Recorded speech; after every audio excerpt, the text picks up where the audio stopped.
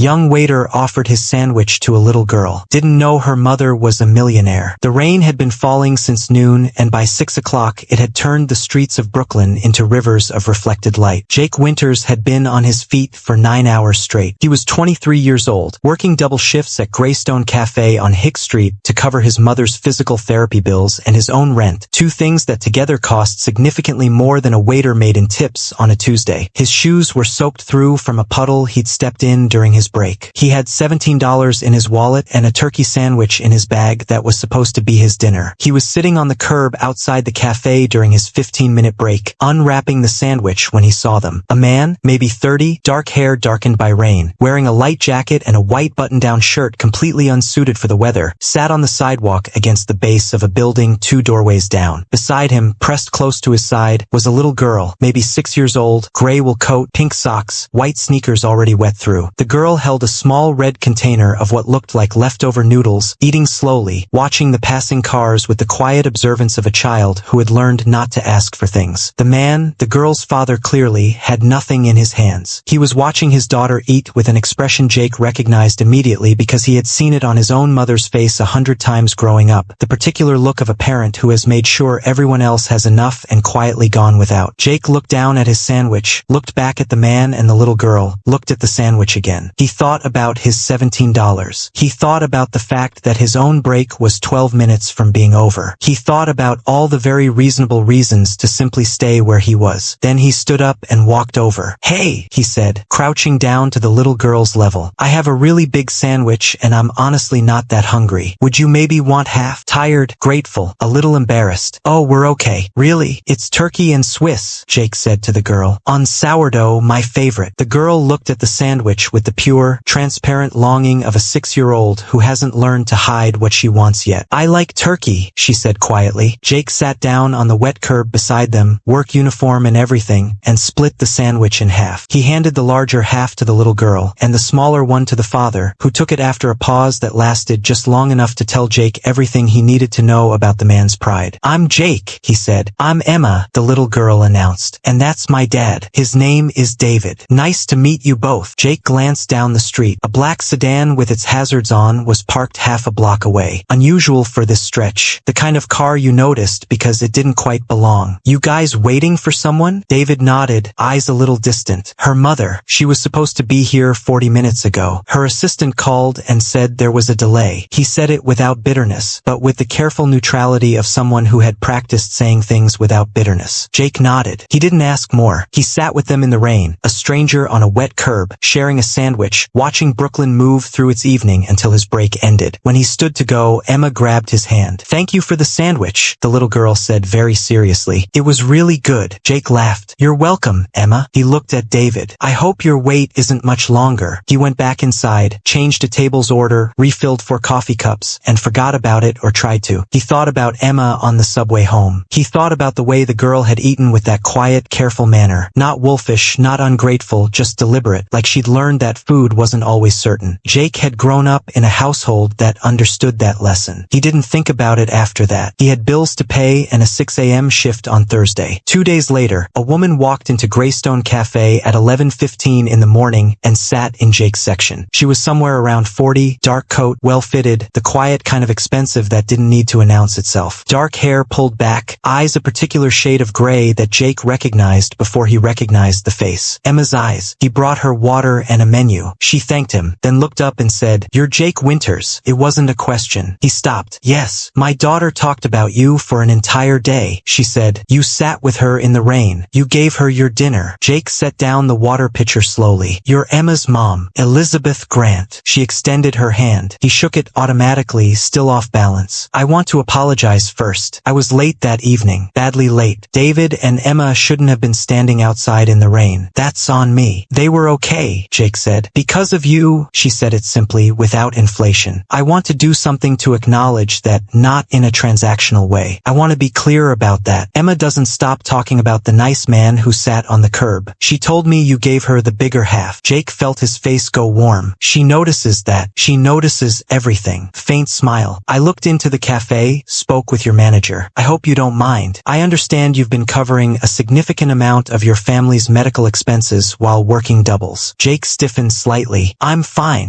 I know you are. She said it in a way that meant she understood the difference between fine and okay. I'm not here to offer you charity. I'm here to offer you an opportunity. She slid a card across the table. Clean, white, simply printed. Grant Foundation Community Health Access Initiative. We fund healthcare access programs across the metro area. We have a coordinator position that opened last week. Patient Outreach Community Liaison. Something I think requires exactly the quality of judgment you showed Tuesday evening. It pays 3 times what you make here, comes with full benefits, and the medical coverage would extend to immediate family. Jake stared at the card. He didn't touch it. I'm a waiter, he said finally. I don't have a degree. You have something better, she said. You sat down on a wet curb in the rain with strangers because it was the right thing to do. I've hired people with MBAs who can't figure that out. She paused. The position requires someone who understands what it actually feels like to need help. Not in theory. For real. Jake picked up the card. His hands weren't quite steady. I'd want to interview properly, he said. I don't want something just handed to me. Elizabeth Grant nodded once, and he could see in that nod that this was exactly the answer she had expected and hoped for. Monday morning, 10 o'clock. The address is on the back. Interview with our program director. Full process, no guarantees. I just wanted you to have the door. She ordered a black coffee, tipped him $40 on a $6 order, and left. Jake showed up Monday morning in the only blazer he owned. Navy blue, a little small in the shoulders, bought 3 years ago for a job interview he hadn't gotten. He interviewed for 90 minutes with a man named Dr. Patrick Oae, who asked sharp, specific questions and gave nothing away. He was offered the position 4 days later. On his last shift at Greystone, the other waiters threw him a small going-away party in the break room. Grocery store cake, paper plates, somebody's phone playing music too loud in the small space. His manager, Frank, who had never once said anything sentimental in the 6 years he'd known him, hugged him quickly and then went back to the kitchen without turning around. He called his mother from the subway platform. I got it, he said. His mother was quiet for a moment. When she spoke, her voice was the kind of steady that means someone is actively not crying. Your grandmother used to say, what you send out comes back with interest. Jake leaned against the platform pillar, watching the train lights appear in the tunnel. Tell her she was right, he said. 3 weeks later, Jake Winters sat in a real office with his name on a door placard, coordinating care access for 47 families in the Red Hook and Carroll Gardens neighborhoods. Families who were navigating medical systems alone, who didn't know what they were owed, who needed someone who understood the specific dignity of needing help without wanting to be reduced to it. He was very good at his job. On his desk, between his laptop and a small plant he'd bought himself on day one, he kept a photo Emma had drawn for him. Crayon, purple sky, 2 figures sitting on a curb, one big and one small, both smiling. At the bottom, in shaky first-grade letters, the nice man. Jake kept it there every day after that. The end. If this story moved you, don't forget to subscribe to Enlightened Story and drop a comment below. We'd love to hear what part touched you the most.